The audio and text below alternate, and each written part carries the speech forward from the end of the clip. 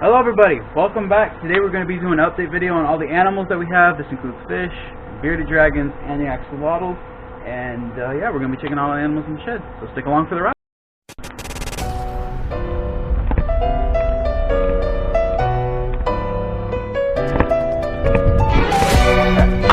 Here's what we got today, ladies and gentlemen.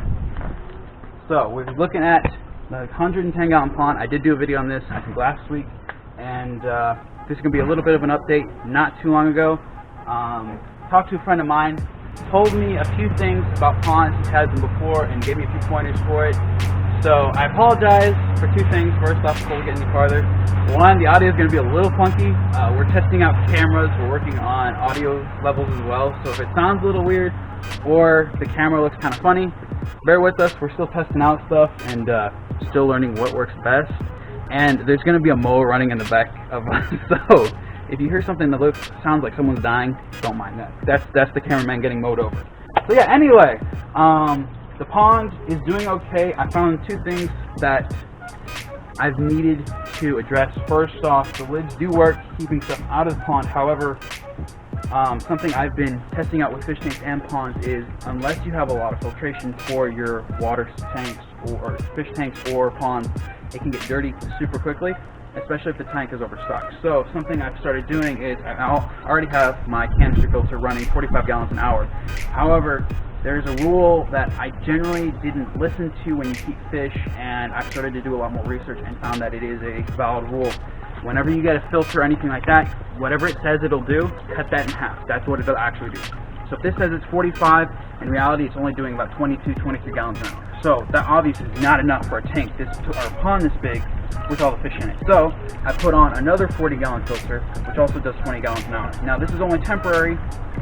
I am either going to build a filter or I am going to buy one. We'll see how it goes depending on finances, and as this grows we'll see. For now, this is going to have to work. I do have a small pump in there that's making the water flow, and it is keeping the fish safe. The oxygen levels in this tank pond are fine. No one's having any issues. I did rehome the giant koi that I had last week. A gentleman came by. I put it out in a post, and a gentleman came by and said he had a pond that he would love to put it in. He has a couple of koi in there, so I gave it to him. So that koi is now good and home, or has a good home. The goldfish, a lady came by yesterday, actually got them, so we're all good for them. And yeah, now we just have whatever I had originally. So a couple baby koi, a couple goldfish, and a couple guppies in here. And nothing's really changed. The design still works. Just the filtration needs to be switched around. So yeah, that's all for this. Nothing really else has changed with this. So we'll head on inside to yeah, y'all will see what it looks like inside. It's a mess. Watch the door on the way in. Nobody gets smacked on that on the way out. Yeah, so I apologize. We're in the middle of spring cleaning. It looks like trash. I'm not gonna lie. It looks pretty bad, but it's okay. It still works. First tank we got up here is a slight disappointment, but it's running. Originally this was a planted tank. I had a couple shrimp in here. I wanted to start breeding shrimp, and I've never been able to successfully do it before. So I got a few, kept them in here. I still have several in there. They're kind of small though, and I haven't seen any eggs or small baby shrimp yet. Granted, they are ghost shrimp, so they're almost translucent, and you won't really see them. But you can, after a while, start to see the organs start to grow inside, so you should be able to, after about a month of having the shrimp born, you should be able to see at least a little specks move around. Haven't seen any yet, so I'm either hoping that they're just hiding in the plants, or I might have to get different colored shrimp, so possibly red cherry shrimp or crystal shrimp or something like that. We'll see. I do have a couple plants in here, and there's a couple baby guppies. Originally this was a guppy breeding tank, and I took all the guppies out. Granted, there were a few babies that I couldn't catch at the time, so they're still in there. I'll move them out eventually. But yeah, we got our bearded dragon tank. So y'all wanna sneak into this? Knock knock. Anybody home? She's actually asleep. She is not at her full size yet. These guys will get almost 2 feet long. They'll average around 3 or 4 pounds at their full size, but they're gonna be her size. They're gonna be sticking out almost like that long, and she'll easily be another half foot. So she's not done growing. Far from it. It'll be an enjoyment to see her get the full size. And hope to have her for a really long time. And yeah, she's been a lot of fun. For those of you that don't know, bearded dragons are originally from Australia. They're native there. If you go out into the desert, or what they call the bush, which is where we get our name from, you will find them scurrying all about. They're very common there, lots of fun. They're also called the spiked dragon because if you look on the sides here, they have what looks like little spikes growing out, and it's a defense mechanism. As they get bigger, these spikes will come out more, and when something tries to eat them, they flare, and these will come out and shoot out into the predator's mouth. And it doesn't like shoot out of their skin like a porcupine does, but it'll stick out and be solid enough where if it bites, it's going to get a bunch of spikes in, and it usually lets them go. So it's a defense mechanism for it. She has been on a diet of crickets, superworms, and I've been feeding her now vegetables. She's been reluctant, like a little child, to eat her vegetables, but we're getting slowly there. So hopefully, in due time, she'll be at her full size, and who knows, maybe down the road we'll try to breed her. We'll see. Her tank, don't mind the outlets and stuff like that. This shed has only so much electricity running through it, and there's only so many outlets. Actually, there's only one, so I have to run almost everything off of that. So if you see a bunch of wires running around, do not be alarmed. I'm a professional at this. Don't try this at home, kids. Next, we'll go to the Axolotl tank. This has been an interesting project. Axolotls are from Mexico. They're also called the Mexican walking fish. They're not actually fish, they're salamanders, so they're a type of lizard. However, they're an aquatic lizard, so they live in water almost all the time. Two things with them, though, that I found. One, they need very cold water, so it's hard to keep it where we live. We live in South Carolina. It's very hot in this state, very hot in the summer. So to keep this cool enough, I'd have to buy a cooling system or build my own. Right now, I cannot really afford to do that, so I might have to rehome these guys soon here to someone who's able to take care of them properly. Obviously, I have an animal rehoming business, so I only take animals in for a short time. These guys were given to me by a gentleman who just couldn't take care of them anymore. And yeah, so I might keep them and put in the effort to do it. If I do, I'll have to take some care of the other animals to take care of these guys, but they are pretty cool. If you want to come in here, we have a male and female. So this one right here, a little more tan, is our male. Hello. And yeah, he's a jerk. Let's leave it at that. He's a jerk. He likes to bite people, and he has a really bad habit. I will, like, let's see, you gonna come up? Oh, he's looking at it. Yes? No? Maybe so? No, actually, it's feeding time. So let me show you guys what they do to the worms. In the evenings, when I usually feed them, they will come up, and the male has a bad tendency to bite my fingers.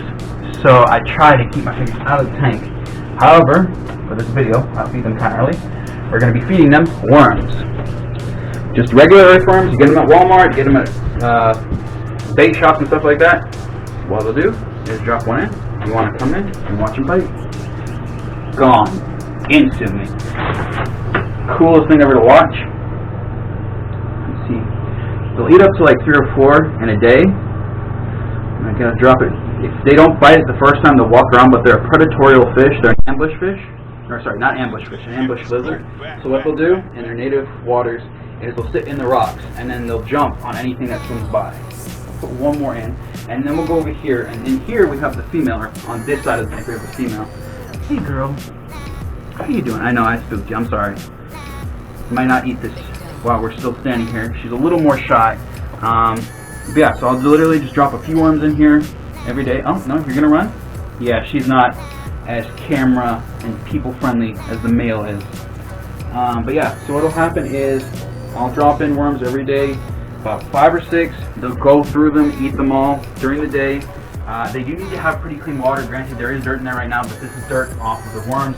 I clean it out almost every week. If I have time, if not, I'll try to get to it next week. And yeah, so a lot of fun to keep. They do need a lot more cover, so I'm planning to put them a little hides. However, that really depends on whether I'm going to keep them or not. We'll see. They're really cool, a lot of fun to have. I just don't know if I'm able to give them the proper care and maintenance that they need, and I don't want to endanger any of the animals that I have. So we'll see how that goes. We will keep posting videos on them until we either decide to keep them or decide to give them away. If we give them away, obviously no more videos. If they stay, lots more videos to come. The last tank in here we're going to be looking at for today, I'll put down there, is going to be the gut breeding tank. And there will be a video coming out on this specifically soon. How soon, I do not know. Don't quote me. he won't actually come on in. He's coming? He's coming? There you go. So in here we've got, originally I started with 4 betas, wow, I'm smart, guppies, and as you can see, they have multiplied a lot. Something with guppies that you do want to do is you want to keep live plants in here. So I have this hornwort plant, and it's been growing non-stop. I have a sponge filter in here, and they have been breeding like nuts. I also have in here, you can't see them right now, but as they get bigger, I will pull them out and put them in their own separate tank. There are bristlenose plecos, and I will be breeding those guys when they get big enough. I originally, about 2 years ago, got 2, a male and female albino bristlenose plecos, and I didn't know they were male and female. Had them in a tank, and then one day I came to clean out the tank and I saw a giant bundle of eggs sitting under one of the logs. So I found out that you can breed them in your tanks, and I started doing a lot of research, and I found it's a lot of fun, pretty easy maintenance, and they sell pretty well. So as helping with me getting money for taking care of all these animals, I try to do a couple of small projects like the shrimp, the fish, help make a little bit of money for this, and hopefully YouTube will as well as we progress. But yeah, we're slowly getting through. Hopefully that tank will grow exponentially. I can already tell you that I'm going to have to get a ton of guppies out of there, because there are too many. And yeah, so that's all for the shed. Don't mind the mess. We're cleaning it out. It's slowly coming through. Watch your head. Sorry guys, I've knocked my head against this way too many times, and this guy is like two inches taller than me, so he would totally get a bruise the size of Bug Bunny's foot. Anyway, so we head to the last tank that we're going to be showing today. I do have another tank that's hiding in the house. However, that one is going to get a separate video, so we won't do that today. The last tank we're going to be doing today is a tank that we did a video on about a month and a half, 2 months ago, before quarantine happened, or at least 2.5 months ago. It was a little bit, I don't know what the word to use for that. It was not the greatest video we've ever put together. A lot of stuff went on that video. We're not sure exactly what happened. I think it was a bug or something like that. So apologies for those that watched the video. There were a few comments. We're working on that, guys. So yeah, we're going to show the tank again, but you guys can see it now. It's green. It will not stop turning green. I don't know. It used to be like a really dark, dirty green. Had an algae bloom. Because it is in a sunroom, it's getting hit by the sun all times of the day. Plus, there's a heater in here. Algae grows in 2 things. It has a lot of sunlight and it has a lot of heat. So this is pretty much the perfect tank for it. However, I do have treatments for it, and I will be cleaning this up. It should be clear by the next video that we do for it. So if you guys want to look in, we'll do a feeding for these guys. We'll do the one feeding that we do for the day, besides the Axolotl. If you want to bring it in. These guys are aggressive. I'm going to drop this in.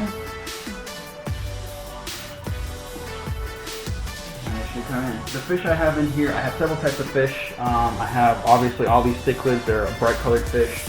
I have a couple rainbow sharks in there that will get between 6 and 8 inches. They're not an actual shark, however their body is built similar to a shark, so that gave them their name. I do have a pleco in here, a regular pleco. You can see this monster mammoth here. This guy right here. I don't know if you can really see him. You guys can see him. He is about a half-a-year old. These guys can get up to 2 feet long. They're an invasive species in Florida. Do not ever, ladies and gentlemen, I'm telling you right now, do not ever let any pets that you have bought as a pet into the wild. They are not natively found here or anywhere in the States. Most of the pets that you find in a pet store, and because of that, if they're released into the wild, the ecosystems are very messed up, because these animals do not have either natural predators or natural food sources. So they take on other food sources, or predators will pick them off. And that can cause problems for the ecosystem in massive ways. So yeah, this tank is coming along. It's still a little dirty. I've got a few more fish in here that you can't really see. I have an eel in here that's very small. I have a couple loaches. I have another type of shark in here. Then I have a fish that I can't remember the name. So we'll go with that.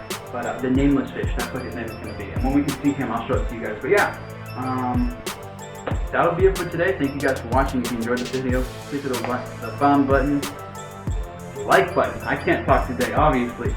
If you want to see more content like this, please hit the subscribe button. I apologize if the audio, the quality of the video is a little off. We're testing a few things, including cameras and the audio.